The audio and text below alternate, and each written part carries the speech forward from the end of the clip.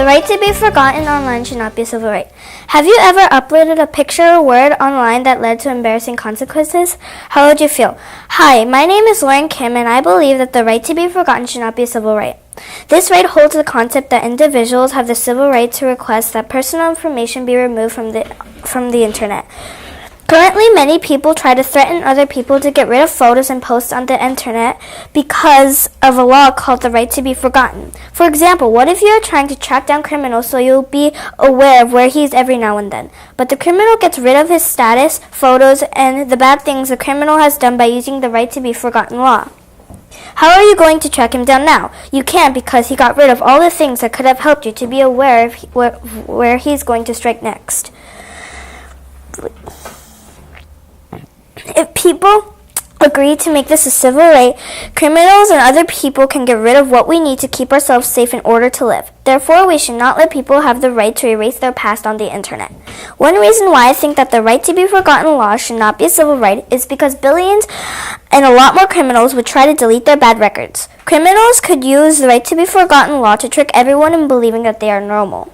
Most people in the world can get seriously injured by believing in these shenanigans that criminals have made before. For example, what if someone became president after using the right to be forgotten to erase his his or her past of secretly hurting an innocent child? People would be blind to reality because the former criminal just used the right to be forgotten as a way to deceive others. Wouldn't that be devastating and horrible to the innocent child's parents? Additionally, employers may want to know more about a former criminal's past, but they would have no way of finding out because the former criminal could just delete all of the news articles about his previous crimes. Another reason why I think the right to be forgotten should not be a civil right is because in 2010, a Spanish man complained that an auction note of his was published on a newspaper, so he wanted to get rid of it. He wanted to delete it, so he commanded to get those two search links on Google. Now, this is a big problem because this man should not be able to take away the newspaper company's right to publish whatever they want. If this turns into a civil right, people will eventually do the same thing and completely destroy the newspaper company's freedom.